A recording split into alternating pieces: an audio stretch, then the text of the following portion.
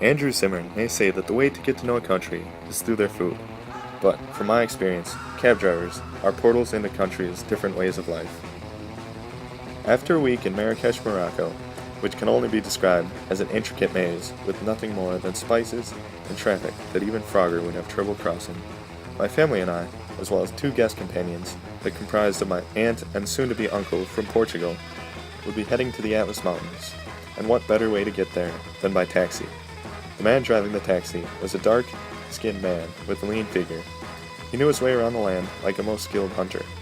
He drove us to a small, secluded spot, which seemed a most misplaced piece of paradise amidst the redundant desert landscape. During the journey to the mountain, he even invited us to eat with his family. Once we made it to the mountain, the cab driver acted as our tour guide and took us across a small wooden bridge and up a path to the most breathtaking waterfall in all of my travels. After a long time of swimming in the falls, we decided to head back to the maze of a city. But on our way down the mountain, it had started to rain. Being in no hurry, we decided to wait on the far side of the river, under a tree. But our cab driver urged us against that, because the bridge would soon be swept away from the rain.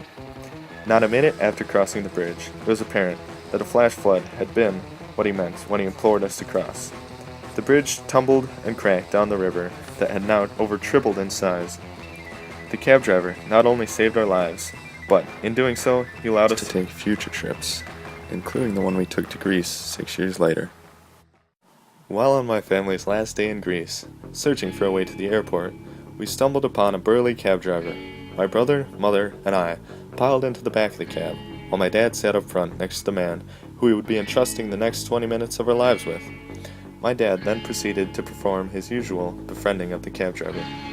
The man, like most Europeans, was a soccer fanatic, and he ranted for a solid 10 minutes before he could see the look of disinterest in our eyes become overwhelming. After a moment of silence, he was asked, by my mother, whether he had any children. He told us he had a daughter about my age. I was 16 at the time. He then seemed to take a large interest in me. After a long inquiry about how I could not be a soccer player, the cab driver told me about his daughter. I pretended to show great interest, but felt as if this information would be less useful than a cat without its head. While talking, the man slipped in the casual, "Would you like to marry my daughter?" and caught me completely off guard. Flattered but frightened, I laughed, along with my family. But the man continued to talk about his daughter, and how we would make a great couple. I graciously refused his ever-so-enticing offer, and tried not to make eye contact through the rearview mirror the rest of the ride.